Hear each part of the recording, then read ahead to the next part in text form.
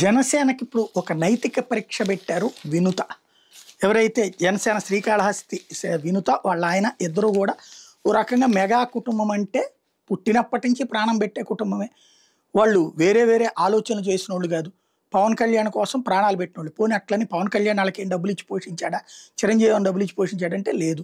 వాళ్ళ డబ్బులతో వాళ్ళు వ్యాపారాలు చేసుకుంటూ వాళ్ళు ఎదిగి ఉన్నత విద్యావంతుల ఈ ఉండి ప్లస్ ఎదిగినటువంటి వాళ్ళు. సంస్కారయుతంగా బిహేవియరే ఆమెకి ఆభరణంగా మారింది. ఆమె డ్రైవర్ని మర్డర్ చేయడం, రాయుడిని మర్డర్ చేయడం రైట్ అని ఏ ఎదవా అండవు, తప్పే.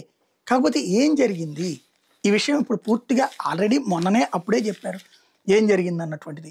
వినుత ఎప్పుడైతే తెలుగుదేశం అభ్యర్థికి పోటీ అవుతుంది అనుకున్నారో అప్పటి నుంచి ఆమెను టార్గెట్ చేస్తూ వచ్చారు. సోషల్ మీడియాలో నెగిటివ్ పోస్టులు ఎన్ని పెట్టినా జనసేన దాన్ని వైసీపీ అనేటటువంటి కోణంలో చూపించే ప్రయత్నం చేసింది, కానీ తెలుగుదేశం అని నమ్మలేదు. చివరికి వాళ్ళు వినుతా దంపతులే చెప్తున్నా పట్టించుకోలేదు. చివరికి వినుతా వాళ్ళ దగ్గర ఓ రకంగా చెప్పాలంటే వాళ్ళ ఇంటి మనిషిలాగా కలిసిపోయినటువంటి రాయుడిని చివరికి డబ్బులు ఆశ చూపెట్టి 30 లక్షలు ఇస్తామని చెప్పి 2 లక్షలు అడ్వాన్స్ ఇచ్చి అమ్మాయికి ఎవరెవరితో మాట్లాడుతోంది, ఏం మాట్లాడుతోందని ఎప్పటికప్పుడు ఇన్ఫర్మేషన్ తీసుకుని ఆడియో రికార్డులు చూసుకుని దానికి అనుగుణంగా వ్యూహం పని అమ్మాయికి ఆ టికెట్ రానికూడదు. ఎందుకంటే శ్రీకాళహస్తి టికెట్కి చాలా తిప్పలైంది. జనసేనకి ఆ టికెట్ ఖరారని చెప్పేసి ఫైనల్ దాకా వచ్చింది, కానీ చివరి నిమిషంలో సీన్ మారి మళ్ళీ అతనికి వెళ్ళింది. అప్పుడే ఈ ఆడియోలు వైరల్ అయినాయి. అమ్మాయి మాట్లాడినటువంటి ఆడియో లేకపోతే కొన్ని, తద్వారా అమ్మాయికి సంబంధించినటువంటి కొన్ని వీడియోస్ ఇట్లాంటి ఇవన్నీ కూడా తీసుకురావడం ద్వారా ఆమెకి టికెట్ రానియకుండా చేసి, అంటే కాంట్రవర్సీ అన్నటువంటి పేరుతో ఆమెకి టికెట్ రానియకుండా చేసి తద్వారా అక్కడ టీడీపీ టికెట్ తీసుకుని సుధీర్ రెడ్డి సాధించుకున్నారు అన్నటువంటిదే వినుత దంపతులు ఆరోపించుతూ వచ్చారు. చివరికి ఆ తర్వాత వీళ్ళని అసలు అక్కడి నుంచి పంపించేస్తే తప్పించి ప్రయోజనం లేదని మర్డరే చేసేయమని చెప్పి అదే డ్రైవర్ రాయుడికి చెప్పారు. 2 సార్లు అతనే చంపబోయాడు, కానీ తిట్టేశారు తప్పించి వాళ్ళు ఏం చేయలేదు. చివరికి అమ్మాయి వాళ్ళ ఆయన కలిసి ఉన్నటువంటి విజువల్స్ను కూడా తీసేనాడు అన్నటువంటి విషయం తెలిసాక, అది కూడా ఒక వీడియో తీస్తున్నప్పుడు తెలిసాక పట్టుకున్నారు. ఆ తర్వాత అతన్ని బంధించి కొట్టారు. కొట్టినప్పుడు అతను అసలు విషయాలు చెప్పాడు ఇది అని చెప్పేసి.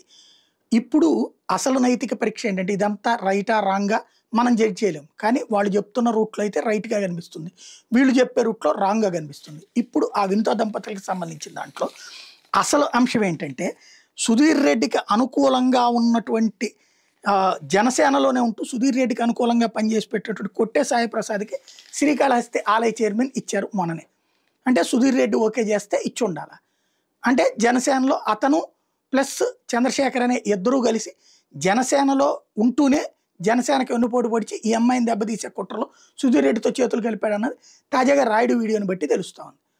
బట్ అసలు వినుత విషయంలో అంటే పిల్లకి సమస్య వస్తే నేను అంతరిక్షానికైనా వెళ్తానని చెప్పినటువంటి పవన్ కళ్యాణ్ సుగాలి ప్రీతి విషయంలోనూ దెబ్బయింది. పోనీ ఆమె పార్టీ కార్యకర్త కాదు, తర్వాత ఏదో చివరికి సిబిఐ దర్యాప్తున్నారు, ఇంకా అదేంటనేది తేలేదు. ఇక్కడ ఈ విషయంలో సొంత కార్యకర్తని ఇంతగా హింస పెడితే, ఇంతగా అరాచకం చేస్తే, చివరికి మర్డర్ చేస్తే కానీ బ్రతకలేని పరిస్థితి వచ్చింది అంటే అది వాస్తవంగా మర్డర్ని ఎవరు సపోర్ట్ చేయరు. కానీ అలాంటి సిచ్యుయేషన్ వస్తే కూడా సరే వాళ్ళకి ఏ న్యాయం చేయలేకపోయాం, బహిష్కరించాం, బాగానే ఉంది. కానీ చివరికి అలాంటి కుట్రకి పాల్పడడానికి కారణమైనటువంటి వ్యక్తికి పోస్ట్ ఇచ్చారన్నటువంటి పాయింట్ని ఇప్పుడు ఈనాడు జ్యోతి కూడా ప్రొజెక్ట్ చేస్తున్నాయి, ప్లస్ సోషల్ మీడియాలో వైరల్ అవుతుంది. ఇప్పుడు ఇది నైతిక ప్రశ్న, కరెక్టేనా పవన్ కళ్యాణ్ తన ఆడవాళ్ళకి రక్షణ కల్పించగలరా అన్నటువంటి